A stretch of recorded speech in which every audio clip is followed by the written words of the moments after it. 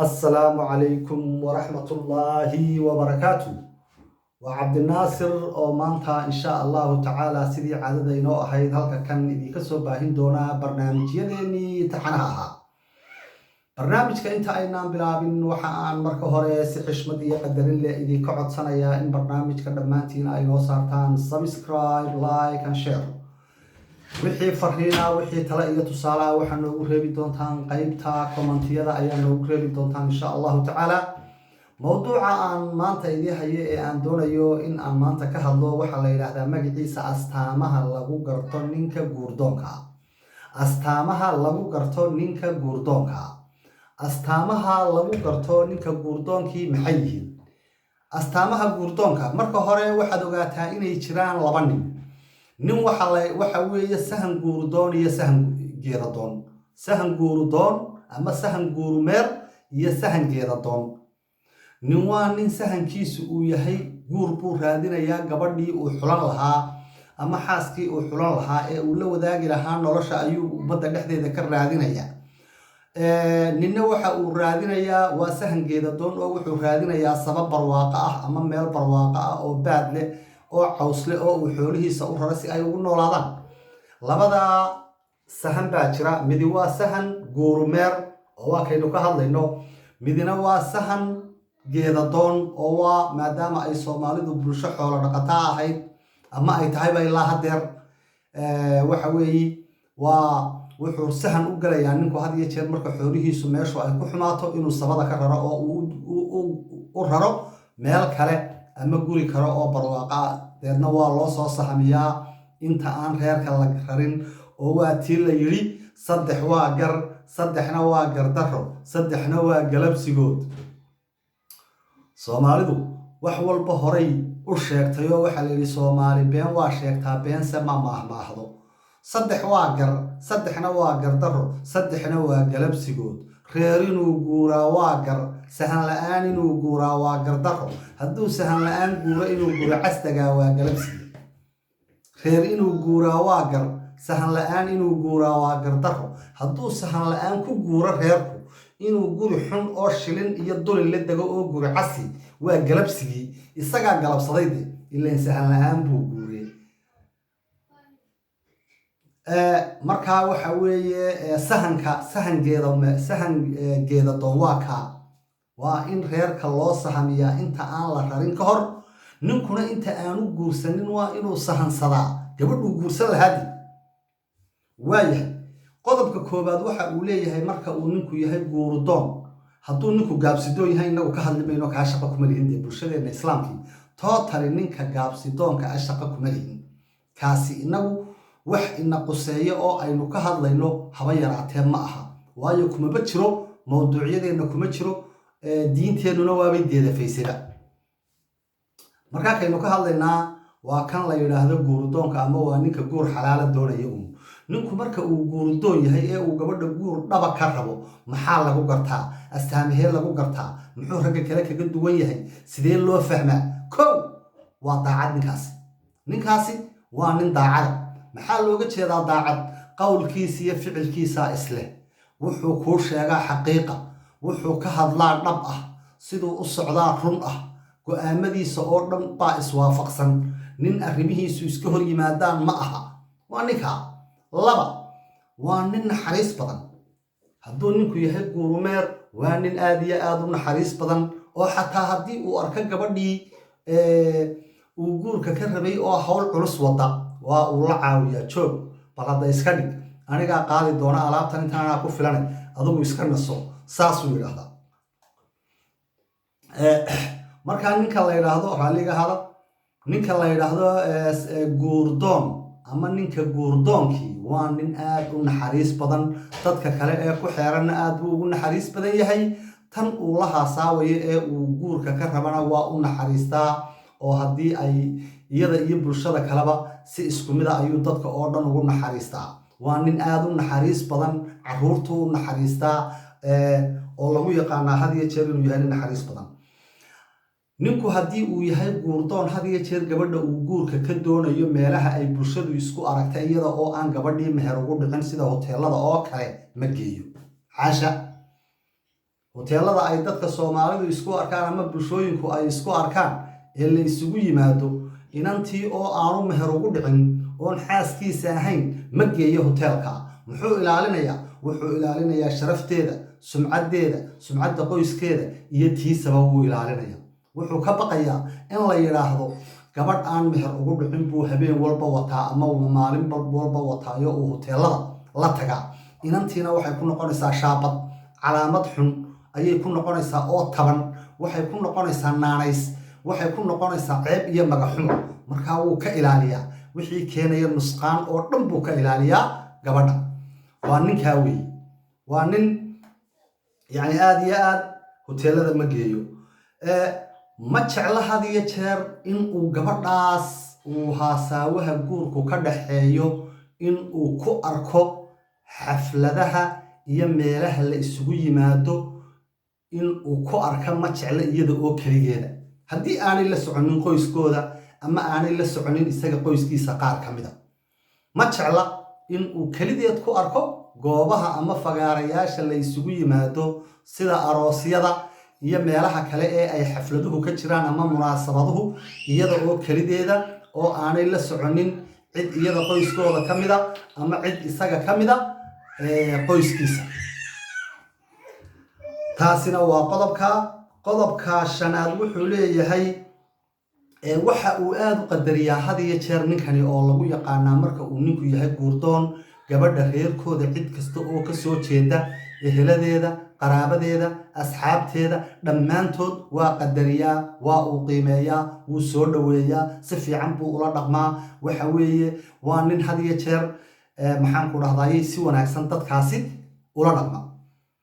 qodobka lixaad waxa uu leeyahay isaguna marka uu ninku yahay guurdoon waxa aan lagu garan waayin inantan uu la sheekaysanayo wuxuu soo baraa qoyskiisa, qaraabadiisa iyo asxaabtiisa ayuu baraa si ay u ogaadaan inay tahay marwadii mustaqbalka oo ah si degdega u iman doonta.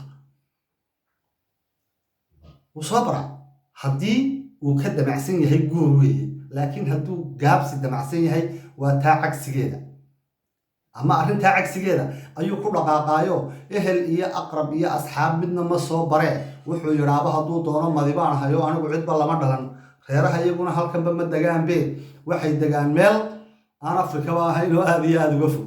saasuu odhanayaa hadduu doono. way dhacday, hore u dhacday. markaa waa ninkaa soo bara gabadha eheladiisii ama dadkii ku xeernaa, faamiligiisii, qoyskiisii, qaraabadiisii, xigtadiisii, asxaabtiisii oo dhan buu baraa si ay u ogaadaan in hebel uu heblaayo guursan doono, iyada oo dee calafku isu diida mooyaane, calaf uu kala kaxeeyo mooyaane. calaf waa halkiisii. soomaaliduna waxay tiri inani baa la yidhi kunna waa ka hadlisaa, kowna waa ka raacda. kun nin bay la haasawdaa, hal nin uun baanu calafku raaciyaayo waxa weeye dee nasiibkeedu dee uu siiyaa.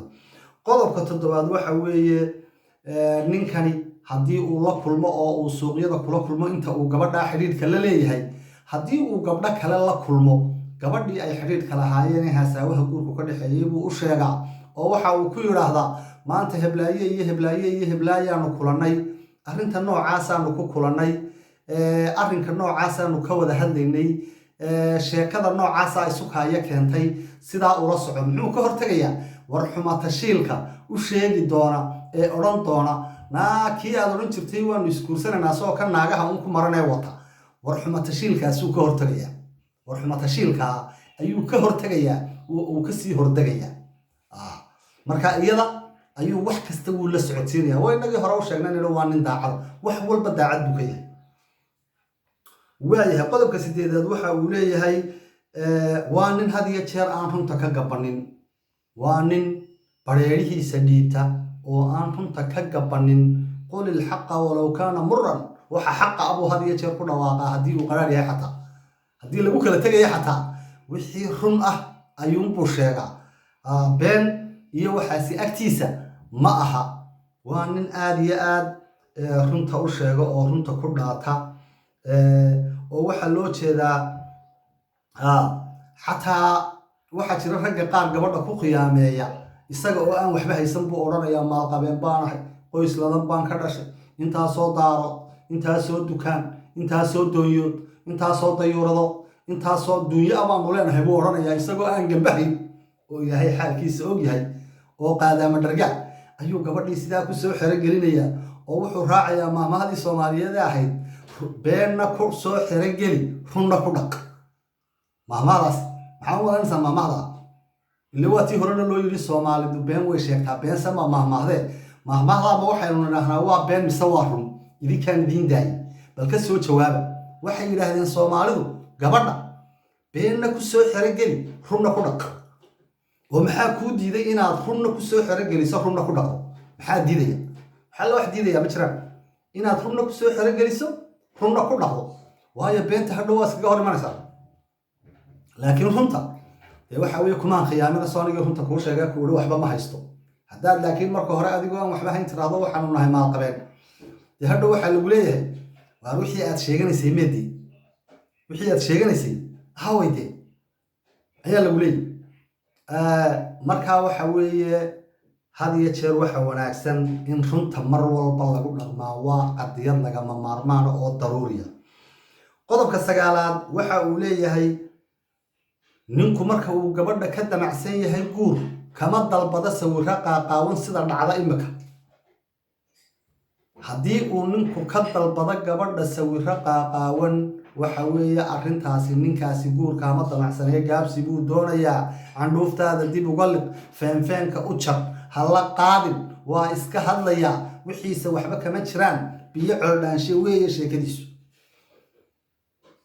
markaa ninku markuu guurdoon yahay ka codsan maayo gabadha sawirka qaaqaawan in ay u soo dirto laakiin haddii uu gaabsidoon yahay waa suuragal inuu ka codsada haweenka Soomaaliyeed laakiin waxaan ugu mahadnaqayaa 99% ma aqbalaan arrintaa mana yeelaan laakiin 100% mid la khiyaameeyo oo ay khiyaamadaasi ku dhacdo lama waayo 100% mid ay khiyaamadaasi ku dhacdo lama waayo waanaynu aragnay in badan marka laga feejignaado baan leeyahay arrintaa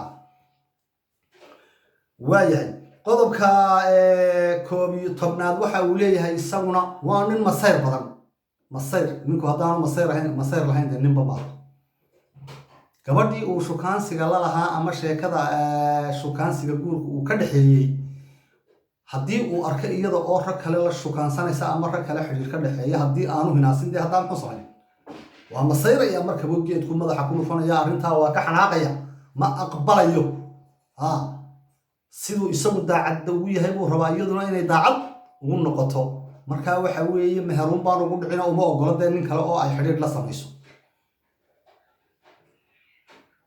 taasina waa qodobka waa nin masayr badan baa lagu yaqaanaa had iyo jeer muxuu ka masayraa laakiin wixii qalada ee ay gabadhu samaynayso ee ku saabsan xagga xiriirka ragga ayuu ka masayraa laakiin dee haddii hablaheedii iyo asxaabteedii iyo dumarkeeda ku dhex jirto taasi masayr male waayo qodobka 11aad wuxuu leeyahay waxa uu la socdaa had iyo jeer ninkaasi oo uu ku dadaalaa gabadha xaaladeeda caafimaadka xaaladeeda waxbarasho xaaladeeda nolosha iyo guud ahaan xaaladeeda guud iyada iyo qoyskeedaba waxa ay ku nool yihiin iyo waxa ay ku miyan yihiin iyo aroor wal iyo habeen walba wuxuu waagu ugu bariyo gabalkuna ugu dhaco waa uu la socdaa waa nin xog ogaal baa la yiraahdaa ninkaasi waa xog ogaal gabadha xog ogaal buu yahay qodobka 12aad ee ugu dambeeya waxa uu leeyahay waa nin markasta oo uu gabadha ay kulmayaan nin mandarkiisa iyo maxaan ku raahdaayay muuqaalkiisu uu ku soo jiidanayo oo si fiican u soo labisto si wanaagsan u soo hagaajiyo